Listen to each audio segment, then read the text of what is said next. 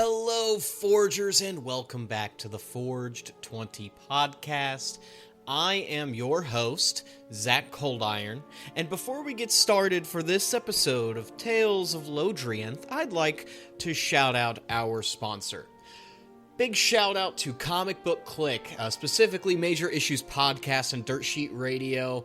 They promoted us on their recent review of The Boys. If you guys could go ahead and check them out on Facebook, you can follow them at Comic Book Click, and you can also listen to the podcast on Spotify, so make sure you look up Major Issues Podcast on Spotify, and you can also check out Dirt Sheet Radio there as well. Now, without further ado, let's jump into this episode of Tales of Lodrienth.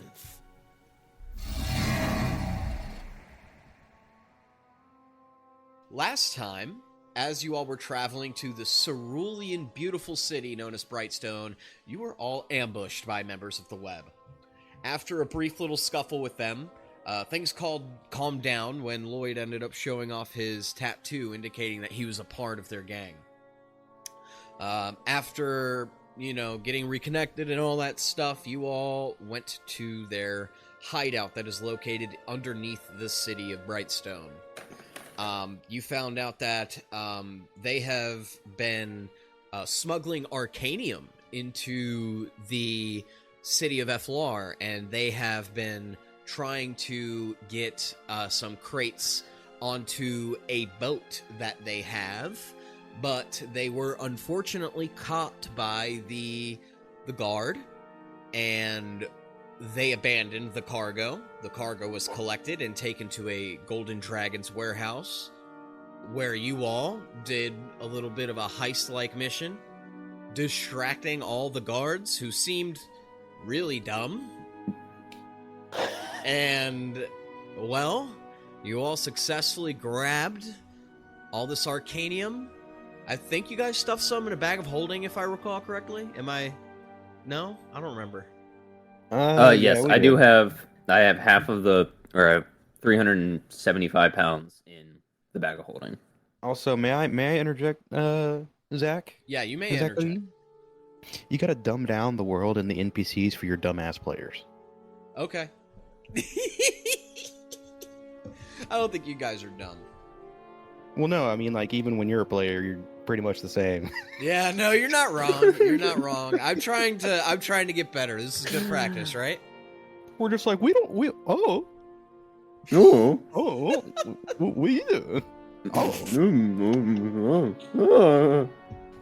All right, now the dragon comes. You all are ambushed by 20 dragons. Oh, shit. We No, fight I'm every playing, dragon. I'm playing. Dude, the whole thing is you have to run away. No. We're gonna fight the dragon. Fucking you all in the goddamn the first campaign I run, where you just were like, I turn a bag of holding inside out and shoot it with coins. So I was like, fuck. Okay, hold on. That was a smart idea, though. Yes, I know. It was it was an adult red dragon that y'all were supposed to fucking run away from. But then you're like, actually, and I was like, fuck, okay, I'll let it happen this one time because it's funny. See, if there was more than one, Yeah. then yeah. Yeah. Every dragon encounter. What do you think every dragon encounter I've ever done from now on is all fucking 4 or 5 dragons coming at you at once, and you're like, shit, I gotta run.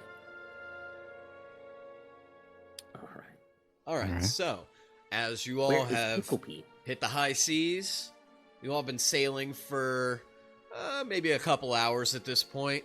The seas are relatively calm right now.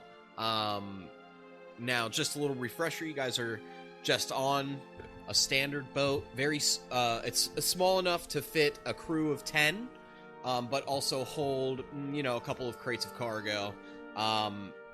You have Graham, who seems to be a former friend or accomplice to Lloyd. He's the one steering and operating the ship at this time.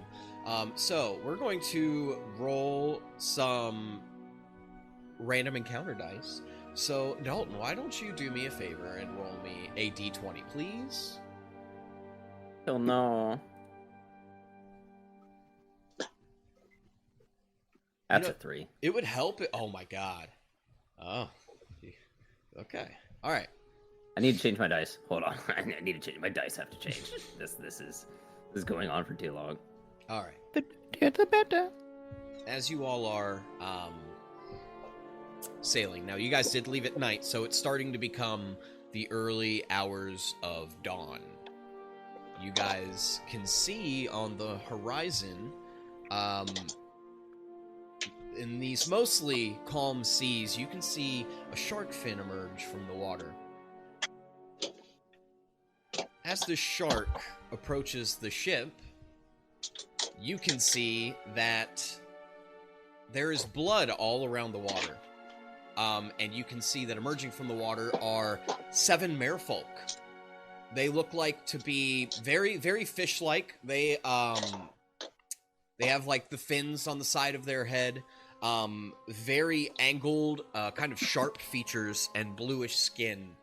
As they stab this, what appears to be a shark, and one of them turns it over and looks at you and points at the ship.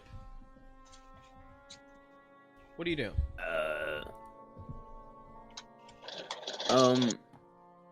How many days has it been? Has it just been like one day? Just a couple hours. So far? So this is like your first counter. It's about a 5-day total sail to the Isle of No Ethlon. longer pickle bean. Alright. They seem hostile, right?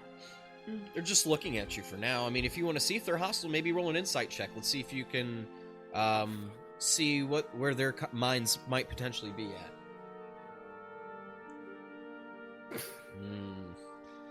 You can't tell. I mean, you've probably ran into some merfolk on your travel before, but you can't really tell if they're being hostile or not. Where I'm from.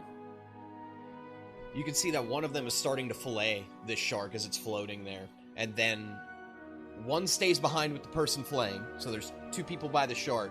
The other, I think I said there were 6, if I remember correctly. No, there were 7. So 5 of them start approaching your ship. But then suddenly you see them sink underwater. We might want to speed up, get away from them. Get away from what? The merfolk that are approaching rapidly. They just went underwater. They might be doing one of 2 things. Either they're gonna go underneath and poke holes in our boat to sink us, or, well, they might just try to go underneath and around us. But either way, we want to get the fuck away.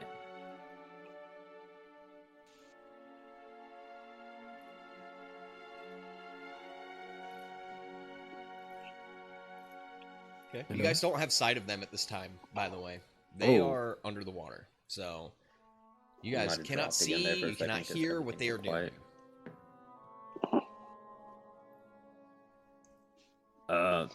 Yeah, I turn to whoever's navigating the ship and I tell them to fucking hurry it the fuck up. You see Graham says, speed up. "I'm going as fast as I can." And you look up, it's a sail, it's got sails. The wind can only take us so fast. Alright. We're doing this then. Alright, we're about half-mast right now. Alright. We're dropping full sail. We're not doing this any fucking half sail bullshit. Are we on a boat or are we on a ship? So you are on a small, ship. Very small, like I said, fits a So it crew has of about 2 sets of 10. sails then. Yes, 2 sets of sails. We're dropping all 4 fucking sails and we're picking it the fuck up. I'm going to use my background as a sailor to help instruct and guide my allies, so that we can possibly get advantage on any checks we need to make for this shit. Okay. All right. So, as you let down the sails, let's just roll me a survival check with advantage. If anybody else wants to help out, you can also roll a survival check, but you'd roll it without advantage. Chorus is the only one with advantage because of his background. Oh my god. Okay, these dice are getting 12, 18. away. I don't have fucking hand or I don't have muscle anymore, so it's all fucked up. Moros with an 18. Survival? Yes, survival. Don't count on me, boys. Oh my goodness, a natural 1 from Lloyd. Okay, so Moros and Chorus, you guys are able to successfully fully activate all the sails on the ship. You can feel the ship is beginning to pick up speed. However, who has the highest passive perception out of you guys? I'm pretty sure it's Chorus. I think it's me. 15 from Chorus. Lloyd Yeah, is a 14. Moros, what's yours? 11. 11. So yes, Chorus, you notice this first. You can hear something climbing on the back of the ship. Oh no, they're boarding us. The back of the ship. I'm gonna fucking turn around and start running. All right. As you start running... Oh, Morris, did you say you wanted to do something? Moros follows. Okay.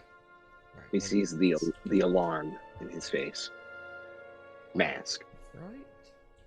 Mask. Let me get The us mask some map. changes form rapidly and confusingly. Yeah, this is fine. This map will do. Copy image address, so we're gonna do boat. I don't. That's gonna come. Second page. Anytime I try to pull open the sheet on above VTT, it's stuck.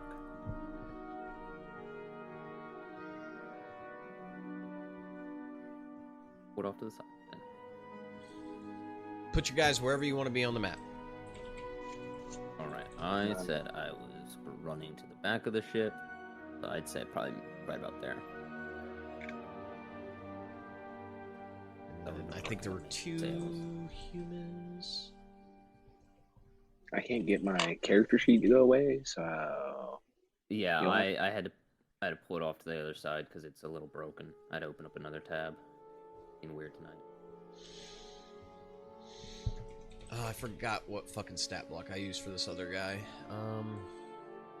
I'll just The use only this. way to get it to go away is to refresh your page. And then we'll just use this. It's the other 2. Okay. All right. Cool deal. Okay, I so followed the back. what happened? So I followed Chorus, so I'll just say I'm like a little bit behind him. All right. And Chorus, as you're getting closer to the back of the ship, you can see 3 of the merfolk are climbing to the back of the ship. You only see 3 of them at this time, and you can tell they're all wielding weapons as if they are ready to go after you. So why don't you guys just go ahead and roll me some initiative?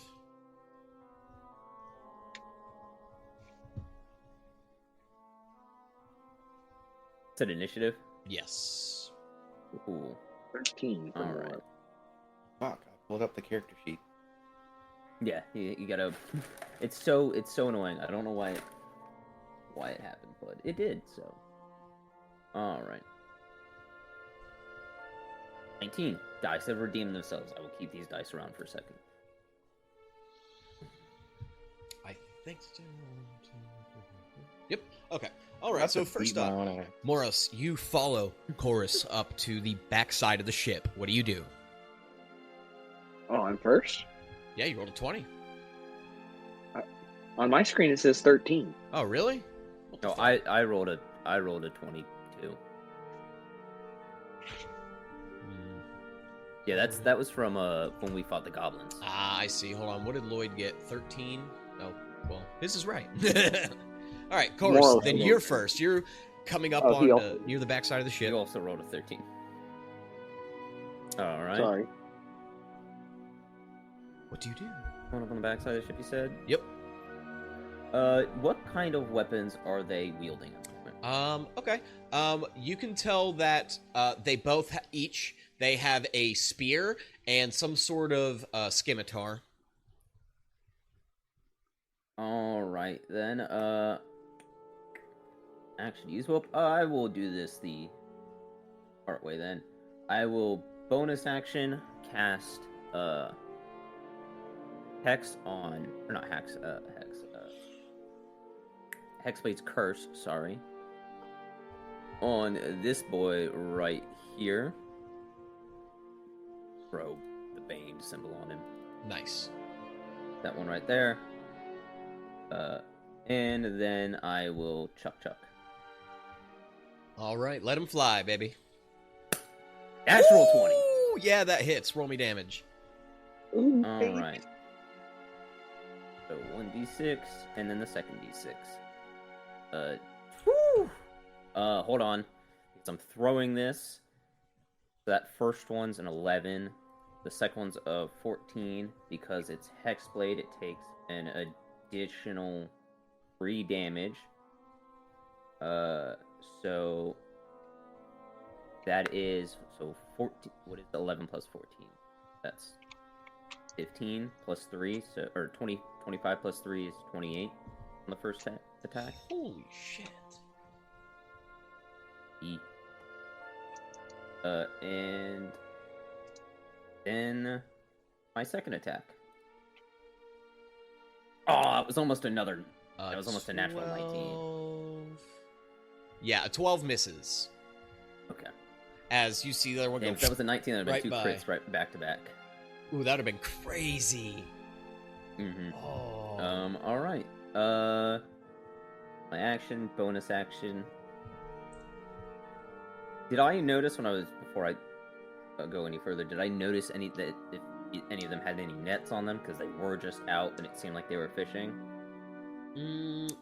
Roll me a perception check.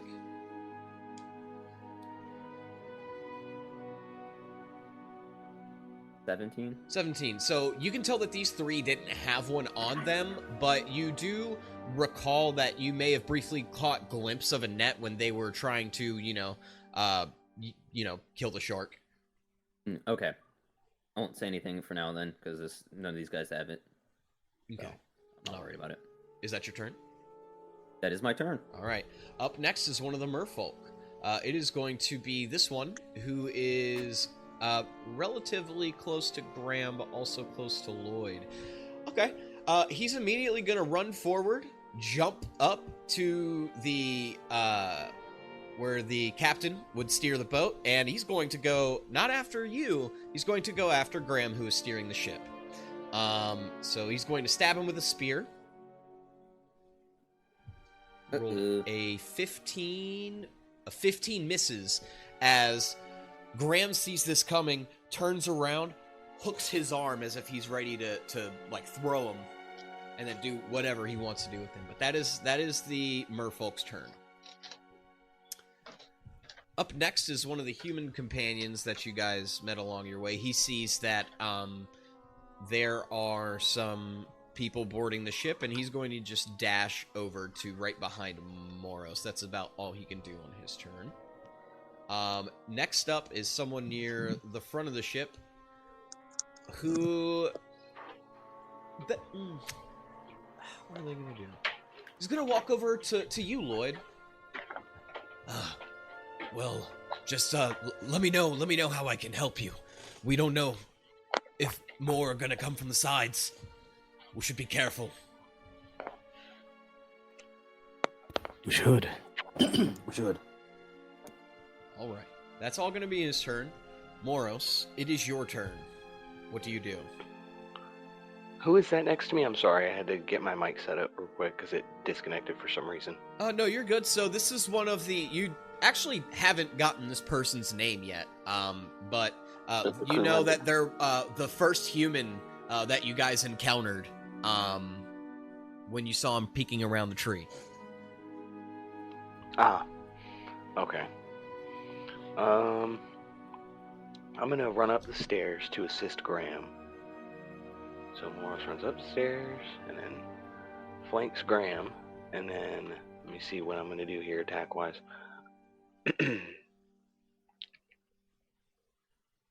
Moros is going to go ahead and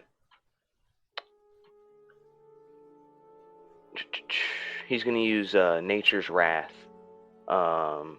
He can use spectral vines to spring up and reach for a creature within 10 feet of you that you can see. The creature must succeed a Dex or Strength saving throw, DC 14, or be restrained. Okay. So DC 14, you said? Rolled a Yes. 12, so that is a failure. They are restrained. I'm going to then, for my little bonus action, let me see here what I've got.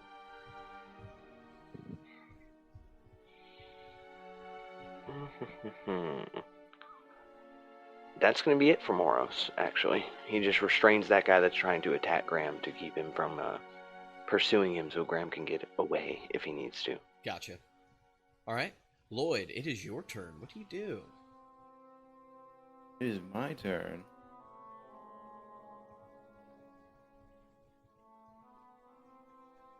Shit.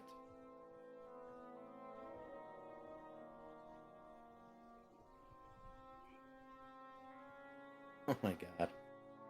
There ain't much I can do.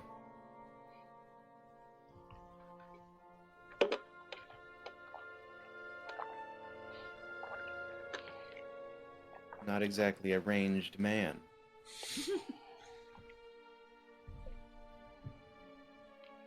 Well, you could do something. You could do other things with your turn. Alright, yeah, I'll do some other things. I'm gonna try to see if I can maybe catch a glimpse of the other merfolk. Perception check. We'll look off the sides of the boats and see. Absolutely. Roll me a perception Off check. the side of the boat. This would Not be the your boats. main action for your turn. So we'll say you head, how far is it? It's about 25 feet to the edge of the ship from where you're at.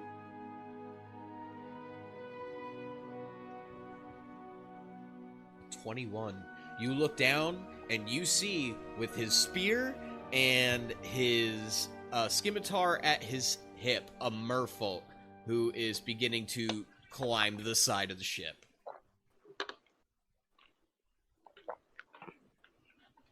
Oh.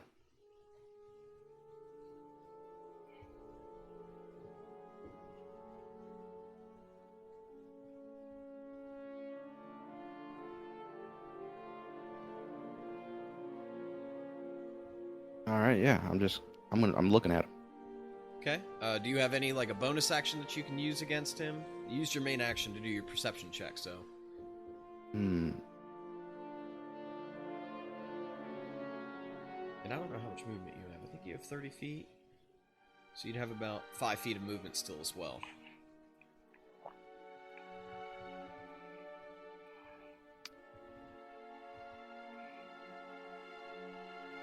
As a bonus action.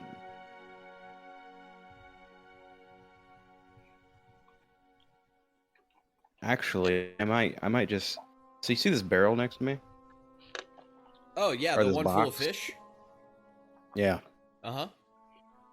Can I drop it on his head?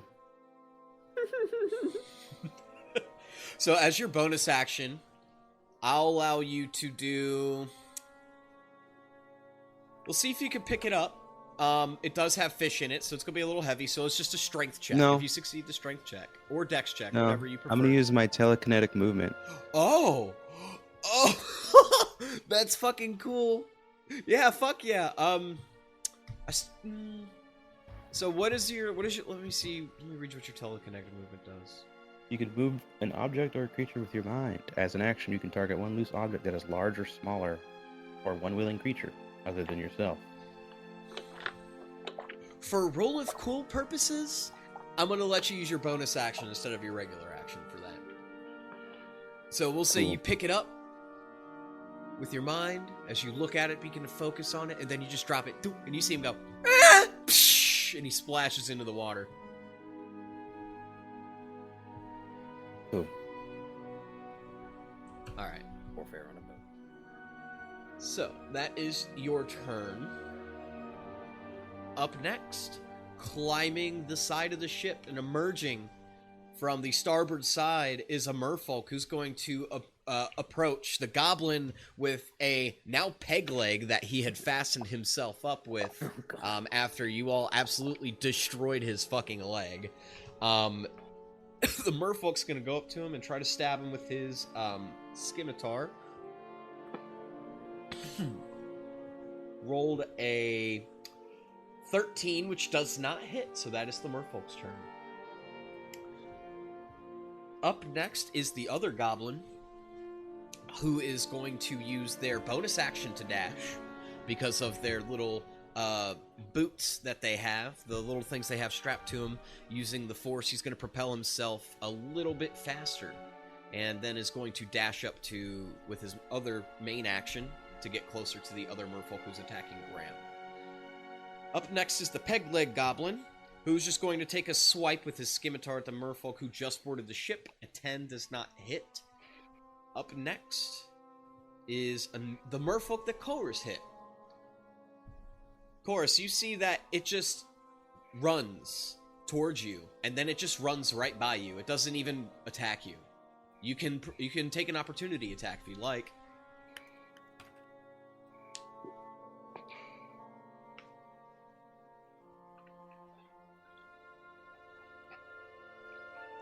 Yes, no, maybe so. Chorus? Chorus? Sorry, I had to deal with something with my dog real quick. What happened? So the merfolk that you hit with your cleavers, it just ran right past you, so you can take an attack of opportunity. Oh, cool. Yeah, we'll just... Alright, fucking open it. Okay, that's a 25. 25, that hits. Roll me damage. That's a... Max damage. That is the one, so that's 15 points of damage, because it still has my Hexblade's curse on it.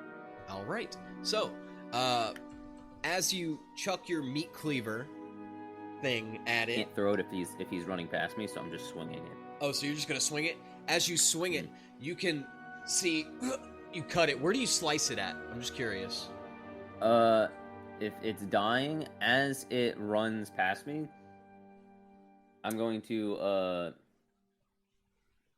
take the cleaver, and right as he gets next to me, I'll just swipe my hand real quick. He'll get about 3 more steps forward, stops, and then his head just tumbles forward.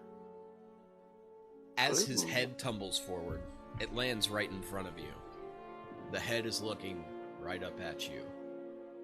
And it speaks, and this is super unsettling. Consider this being just got decapitated. It says, "Don't stop killing." And you see the face begins to relax as if it's entered a state of death.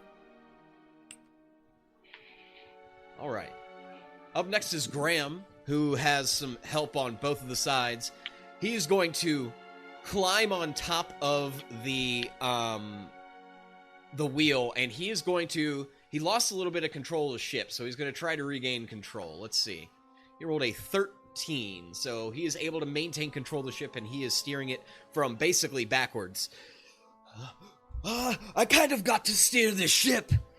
Can you guys take care of this fish problem? Moros nods towards him as he brings out the great sword towards the creature. All right. So, up next is the merfolk that Lloyd knocked down. As you see, it's going to recollect itself and use its movement to climb up and get next to Lloyd. It has to dash, because it had to use half of its movement. Because it doesn't have a climb speed. Oh my god. Sorry, you guys listening to the podcast right now have no idea what Lloyd just typed into the chat. But it's funny. Curse you, Mel. Curse you, Ben. Anywho, it is going to go back to the top of the order. Chorus, you're up. Chorus is going to drop his cleavers, and he's going to fall to the ground and fall to his knees and grab his head and start screaming. And that will be his turn. Okay. You all just hear him start screaming as this merfolk is now going to try to attack you, Moros. He is going to stab you, stab with a spear. Is he this the rolled- restrained one? Oh, he's restrained. That's right. He has disadvantage on attack rolls when he's restrained. Yep, he has disadvantage. So he rolled. Ooh, a 10. So that misses. He is not able to hit you. That is his turn.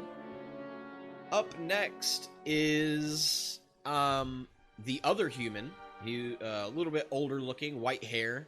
He's the one who had the glowing laser sword. He's going to run up to the merfolk and take his sword down and slice it. Ooh, a 10 misses. That is going to It's be... restrained, so wouldn't he have advantage? Oh, yes, you're right. Mm-hmm. 15. So he's going to take... Ooh, nice. 6. And then 5 points of radiant damage. Okay, so... Cool. Does a good amount of damage as you see the red sword that he brings down cleaves into the skin, searing the merfolk's like kind of scales, and you hear it let out a thrashing roar. You will all be sacrifices to Malik. As you see, he's getting ready, or at least trying to move his hands to cast a spell, but he's not able to. You can see he's now muttering an incantation of some kind. That is going to be his turn, however. Now, question, would he, at the end of his turn, I'm assuming he rolls to get out of that, right? I'm just curious. He can attempt to, but he already tried to spell, attack. sorry. Okay, gotcha. I'm just talking about on his... Okay, so it's not like at the end of his At turn the or end of the anything. turn. Where is I Okay, think so it's the end of his turn. Let me check. if so, I need to have him roll that. See, at the end of his turn, so he can repeat the saving throw. 14. But it's at the end. Okay, so 17, so he is no longer restrained. But it is the end of his turn. You're right. So he cannot do anything. But he's clearly preparing a spell of some kind. Up next is the guy who was talking to Lloyd earlier. He's going to go help out his buddy over here, the one-legged goblin. Going to slice at him with a scimitar. 21 hits. Going to take 5 points of damage. All right. That is his turn. Now it is Lloyd's turn. Lloyd, this merfolk that you knocked down with the barrel, it clearly did some damage to him. Has some cuts on his head. You can see purple blood smeared down its face. What do you do? Well, I don't like this dude. I don't think he likes you either. I don't like that fishy little smell he has.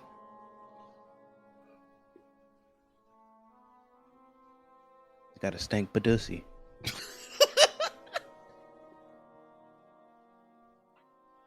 I have to refresh the page because I keep clicking sheet. I keep doing it too.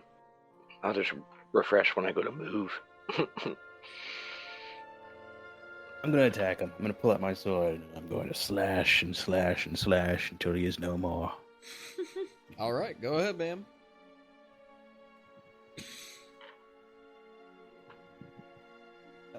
Roll it on? Yes. Chama. Chama. Chama. Indeed. That does hit. 19.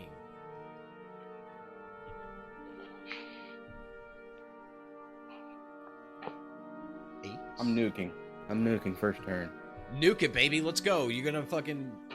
Let's do it. D8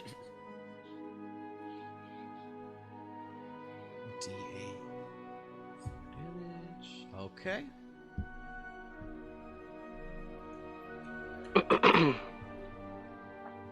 Yeah, oh my. Oh my.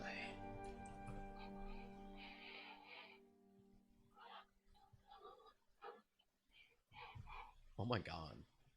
Just tell me. Just tell me how you do it, brother. One fucking attack is all it took. I brought my sword above my head. and I swung with all my might, using Messianic boom in Giant's blood. Giant's blood. Alright, so you completely eviscerate this one. It lays dead before you. I think you still have another attack. You have movement. Yeah, I have movement. So I do have legs. I didn't lose them. not yet. There's a bomb beneath your feet. No, I'm just kidding. Dude, I'll go with it. I'll fucking go with it. I'm gonna be crawling at everything. Curse you, Bale! Alright, so what else are you going to do with your turn, man? I'm gonna move that 30 feet. Alright. Oh, that's alright. That is alright.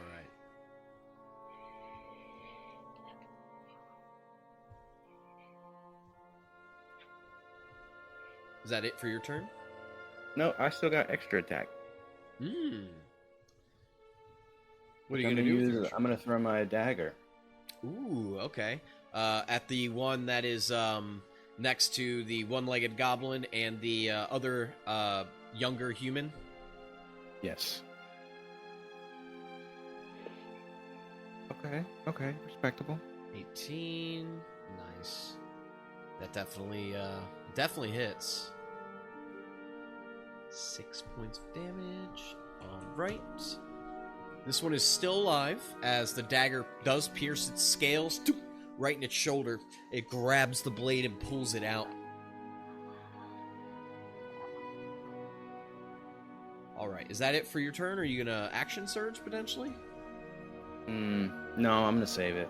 All right. Cool beans. Moros Omenborn. It is your turn, sir. Alright, I'm going to take an attack action against the creature in front of me, the merfolk trying to cast a spell. I'm going to make 2 attacks with my greatsword, and I'm probably going to Divine Smite as well, but I got to hit him first. So. First attack. Oh, nat 1. Nat 1. As you Okay. cleave your greatsword and it gets gets into the ship, and you pull it back out for your next attack. Nat 20. It is literally yin and yang, brother. So bring the greatsword up, then arcing it down, it sticks into the floorboards of the ship. Moros then pries the sword out and then just decides I'm going to plunge it straight to the guts of this creature. And as he plunges it in, he's going to cast Divine Smite as well with the damage. Let me roll the greatsword damage and I'll roll Divine Smite damage. 12, and this is doubled because of the nat 20. Okay. 10. Double. Devil. Well, all right. What What does does it it- look does it like kill when the- you kill the fucking merfolk with your Divine Smite? So, as he goes to like cast this spell, there's a sense of urgency. As Moros plunges the greatsword into the guts, the abdomen of this creature, he takes it and just, with all of his might, plunges it downward towards the floorboards, disemboweling the creature from his like midriff area down through his pelvis region, and everything just kind of flops out. Shut up! As he does it. Grody. And then for his movement, he's going to jump over the railing here and jump down in front of the last merfolk on the back of the ship that he sees.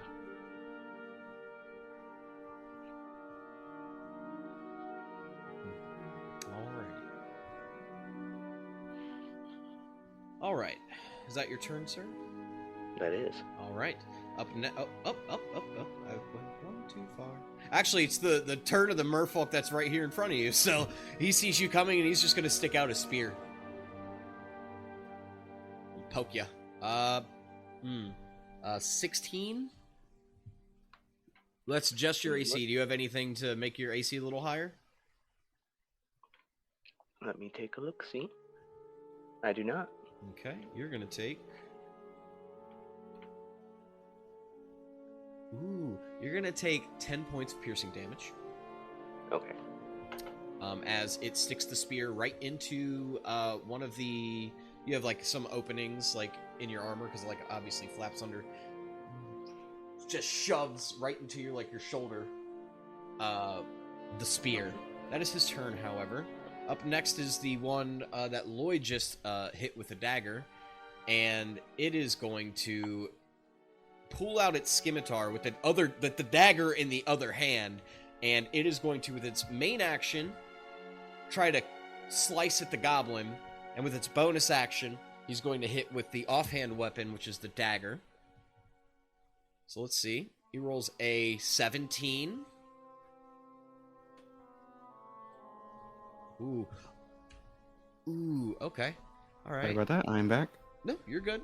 It takes a couple points of damage as you see the scimitar cuts open the stomach of the one-legged goblin. God damn it! Ow!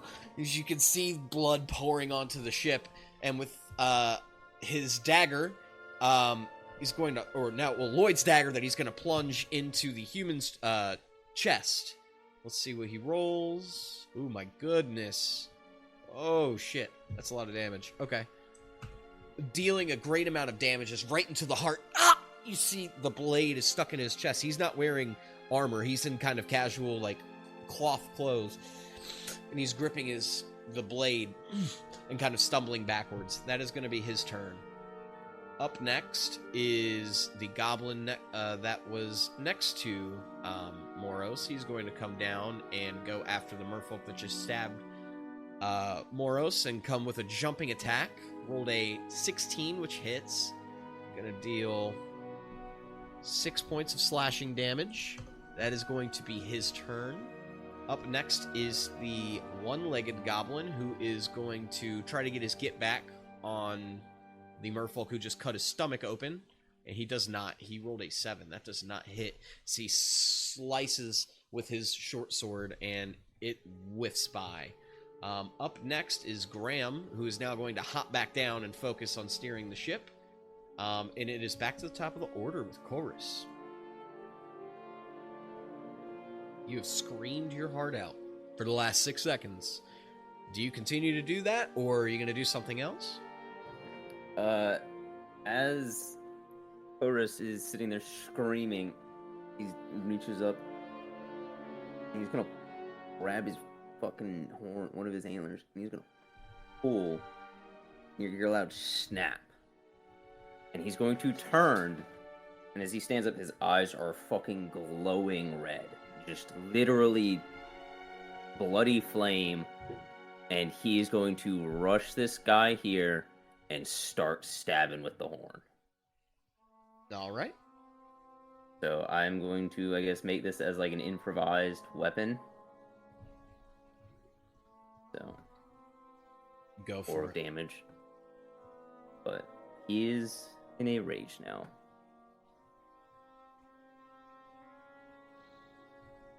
That is a 15 plus my strength. 16 to hit. 16 hits. Okay. Are you doing it with one hand or two hand? 2. 2? Okay. I'm gonna come up with damage on the fly. Let's do I was just two gonna run it hands. as an improvised weapon. Oh, okay. It's, I believe, a D4 of damage.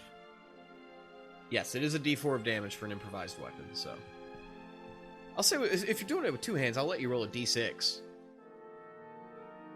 Well, I already rolled a D4.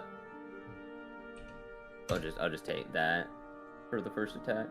Okay. So that's 5 points of damage on that one. Then my second attack, I'm gonna stab again. Go for it. That's gonna miss. That's it.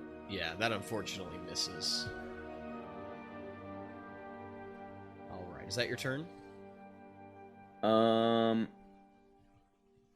Yes. I don't think I can do any. I don't think I have any other bonus actions I can do right now. That were already X-Blade's cursed. Yep, that's all I can do. Okay. Up next is the older human man with the glowing red sword. He is going to stay by Graham, but he's going to toss a dagger at the merfolk you guys are attacking. Moros, you just hear a whizzing right by your head. Oh my god. A natural 20. It hits the merfolk right in the head and deals 12 points of damage. Holy shit.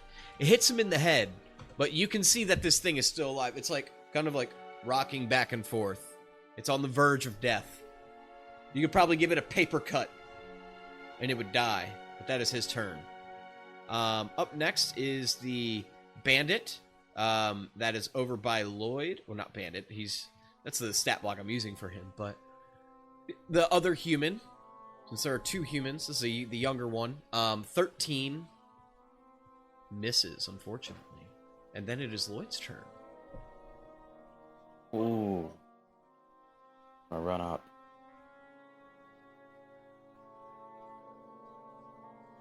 I'll swing my blade again.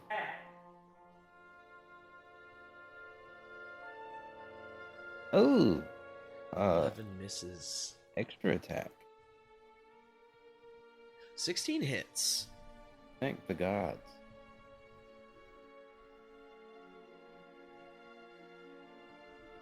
Eight points of damage. Okay. As you slash your blade, it cuts the torso of the merfolk. Are you going to action surge? It's still alive, or are you going to use any bonus actions or anything like that? I'll just explode my attack. Delayed explosion. Oh my god. Okay. I'm going to let you describe how it dies with your psionic power. It deals enough damage to kill it. Ooh, I swing my sword above my head, because, I can't swing side to side. I got allies there. It slides right into his torso. And noticing that the merman is still alive, I charge my blade with psionic might. And propel the force within his body, making his upper torso explode. Oh, dude. As fucking blood and chunks of flesh begin to capture this area that is around the peg-legged goblin and the younger human male, as they are covered in guts, and they turn and look at you covered in guts. That was fucking sick. How the fuck did you do that? The human says to you. I have the power of God on my side.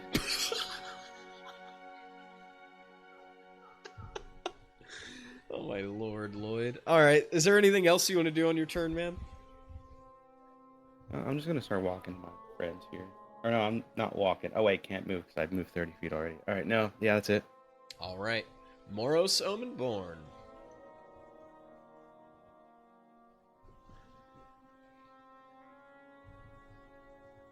What do you... Oh, he's muted.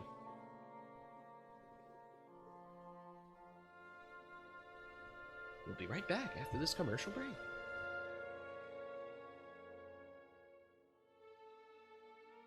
William. Sorry, I'm here. I thought I was not muted that whole time. When Graf said I have the power of God, I went an anime, but nobody heard it. Bro, R.I.P. Yeah, sadness. But yeah, the merfolk who stabbed Moros is, the spear's still in him, I would assume? And Moros, yeah, it's in your pauldron.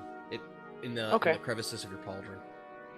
I'm going to grab it with my free arm, the one that is not currently holding the greatsword and stabbed. I'm going to grab the spear, and I'm going to pull the spear out with the free hand. And as I pull that spear out with the free hand, I'm going to then pull him in via the end of, we're both kind of tug of war, and pull him in. And as I pull him in, I'm just going to fucking headbutt him and try to kill him with a headbutt and cave his skull in with my own skull. Why? Because why not? If he's at 1 HP,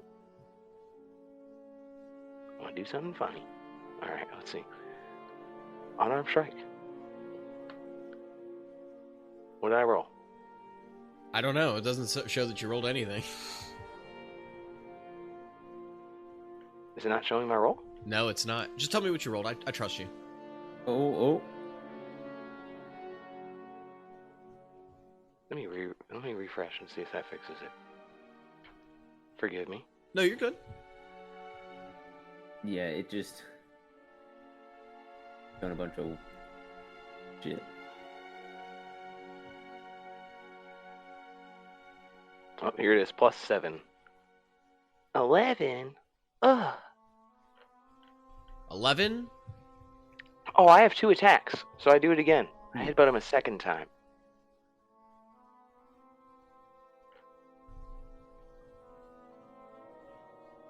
Brother, that fucking hits.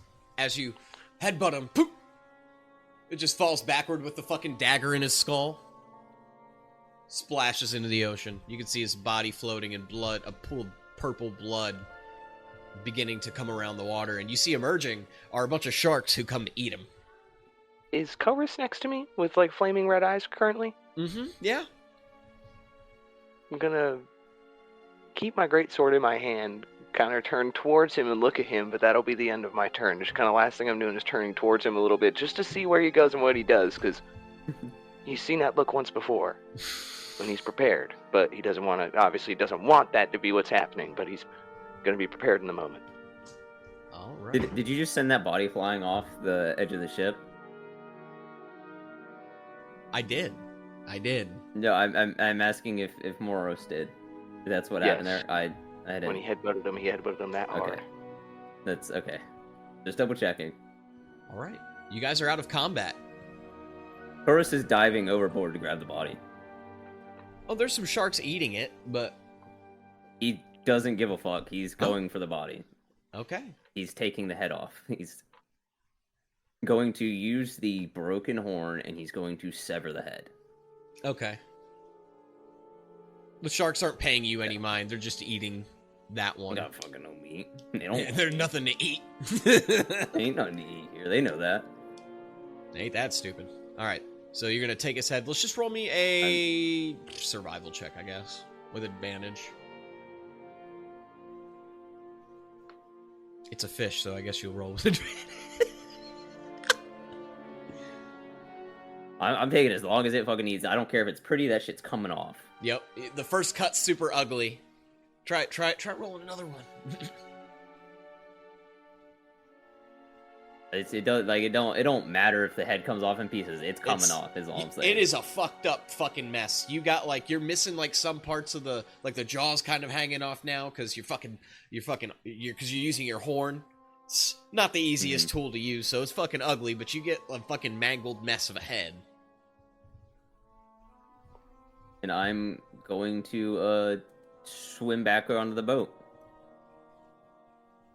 and I'm gonna climb back up. All right.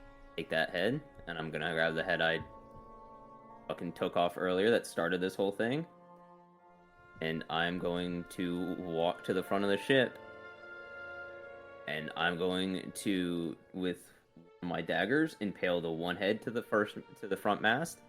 And then with my horn, impale the other. Ooh. Right to the mouth. And I am going to walk inside and talk to no one for Okay. Well, Morris and Lloyd, before I move on to the next days of travel, is there anything else you guys would like to do? Would you like to speak to anybody after this?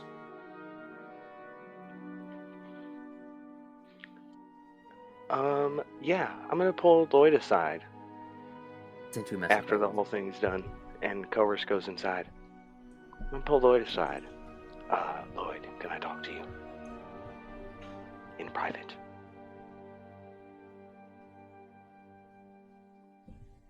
Lloyd. I think Lloyd said BRB. Oh, well, okay. Well, then I just wait. He's in the bathroom, so Moros just kind of hangs out outside.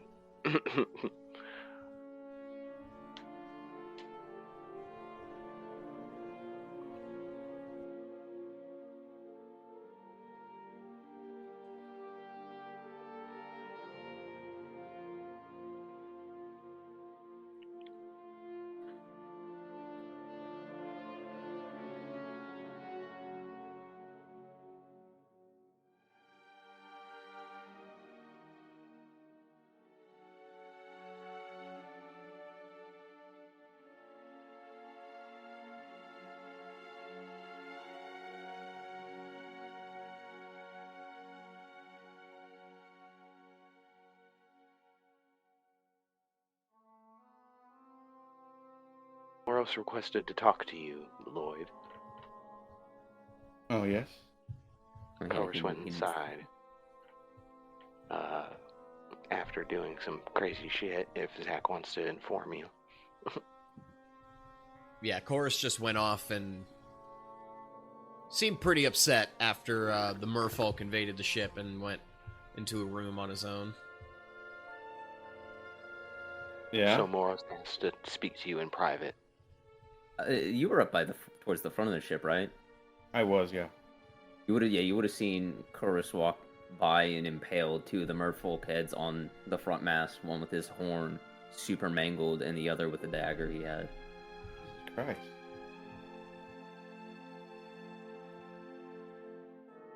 All right, yeah, I'm gonna go. So talk that to is. Moros. Okay, so we're going to be standing probably towards the back of the ship near the helm, just to keep an eye on, making sure the ship keeps being steered, and also, we have a bit of privacy in this discussion. Lloyd, did you happen to see Chorus earlier, after the merfolk attacked? Not really. I was up towards the front, taking care of a few things. Though him putting those heads up there was quite eerie. He began to exhibit similar behaviors to the Owlin village. His eyes began to glow again, and it seemed that he was not necessarily in complete control of his actions, or at least in his insatiable bloodlust in that moment. I'll be honest, I thought for a moment that he was going to attack me next. After I had dispatched of the merfolk here at the edge of this ship in this exact spot, I turned and looked at him, and I saw this fury in him. Obviously not of his own making, but still, it is not a good feeling to be on the other side of that gaze when he is in that sort of state. I fear for our lives, Lloyd. We are on a ship in the middle of the ocean with nowhere to go, and if he was to use a big flaming fireball from the depths of the hells again, like he did at the Owlin village, this ship could be in great danger. And what will we do against the fury of the tides and the waves of this ocean?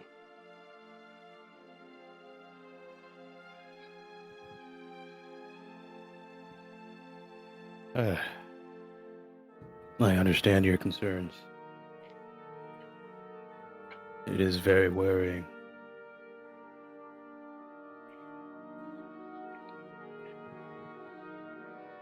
The first time he turned,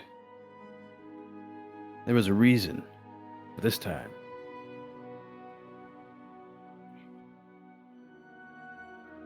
do you think he's, I don't know, slipping, losing control? Rapidly, I fear. Know this, that when the time comes, and I think it is coming, that he inevitably loses control again, and he turns on us. We will be fighting for our lives. There will be no feelings left between us. We will have to fight for survival. We cannot hold back just because he is our companion. He is a good man, but he harbors something evil. And whatever that evil within is needs to be expunged. I want to help him, but I will not let him kill us.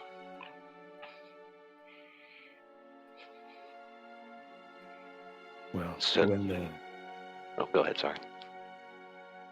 when the time comes, you have no worries. If I'll act or not, I definitely will not keen on dying. And whatever that thing is, it's not coarse.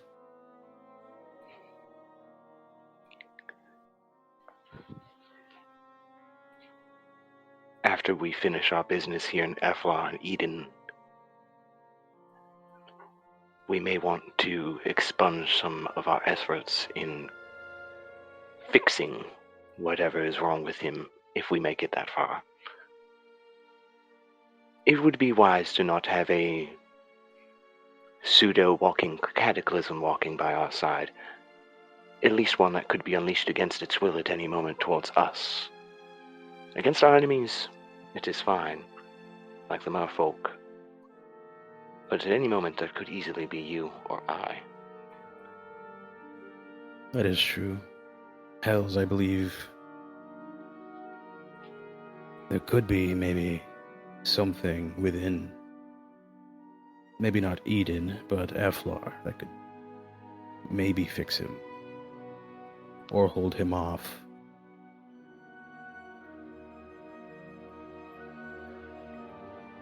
We will have to keep an eye out. If we find something along those lines that can help him in any way, we will see to it, to actually investigate it. Try and help him, but if he cannot be helped, so be it. We will do what we must. We can't let another Owlin village happen somewhere else. I agree.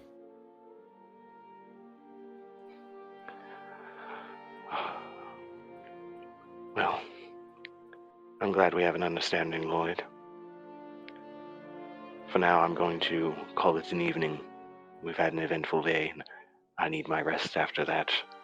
I also need to plan a way to restrain him in case he loses control again. I can restrain him but for a few moments, but I'm trying to think of a plan, something that could help us, but that will take time. But I will get back to you on the subject once I come up with a plan, if I have any at all. Rest well. And then Moros heads to the where people sleep on ships. I forget what that's called. The quarters. There you go. Whew. Had my brain sweating there. I developed a single wrinkle. I'm glad I contributed. Thank you. All right. So as you all hit the hay for the evening, we're gonna do the second day of travel. Can someone roll me a d20? And this is where we're gonna end the session, so you guys will know what encounter you guys are gonna do next time. Okay. So, let me just get a little sneak preview of what the next day of travel is gonna look like. I guess Dalton. Yeah, if you could roll again. That's crazy. Wow. 13. Bro, seeing threes. Oh, so this is not a combat encounter, so I'll just describe what happens. And this is where we will end the session. So as you guys are sailing along the way, about 30 feet from the starboard side of the ship, you see something massive, gargantuan even, begin to emerge from the water. You see something that is serpent-like, that is beginning to fly through the sky. It's got very beautiful cerulean blue scales. There's even some gold scales accented in there. It has whiskers coming out of its, right above its mouth, and it is now flying in the air, and it follows you for this whole day. It doesn't pay you any mind, but it is flying in the same direction that you guys are headed. Oh. Shit. It's not Morrow says hostile as he looks. yet. It just flies with you for a day. Nothing happens. Are you guys gonna carefully watch it throughout the day? Oh, Morris is going to be locked onto that thing. Oh, just a giant gargantuan being just fucking casually flying in the same direction as you, nothing happens for the day other than you shitting yourself thinking you're probably going to die. Yeah, the entire day. Painfully unaware he's still locked up underneath, locked himself away underneath the ship. So in the hull of the ship. All right. For shits and giggles, it's a rather uneventful day. This being the next day is still flying next to you guys. So, Chorus, roll me another d20.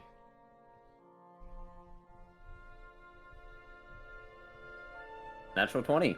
Fuck, you said don't roll a 19 or a 20. Fuck. I'm going to describe what happens here. Chorus, you're still locked in your room, right? Mm-hmm. Okay.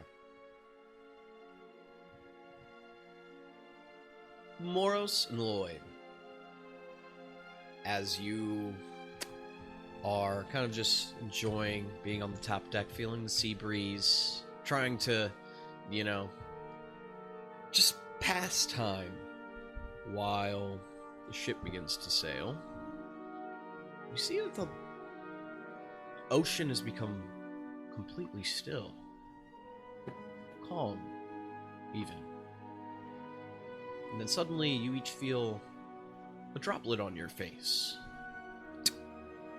You look up at the sky. What the hell?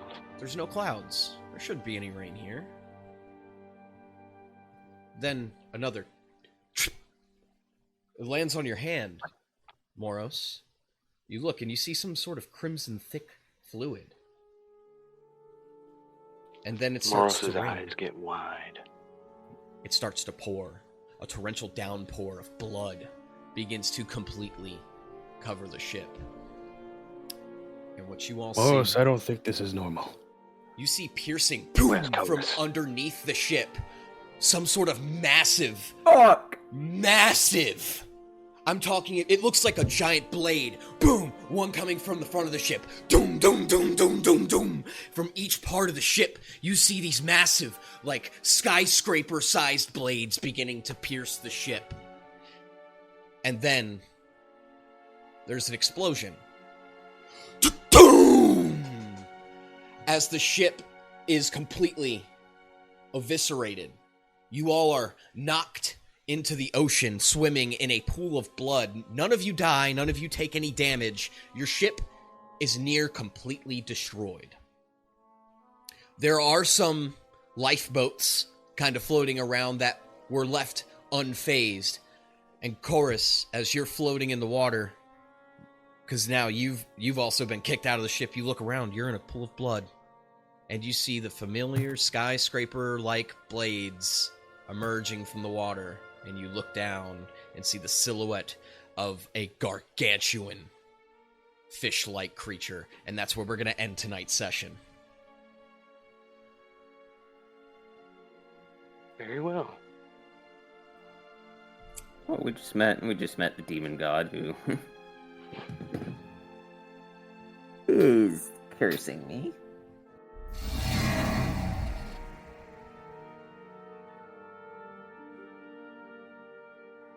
Well, everybody, that's all for this episode of Tales of Lodrienth.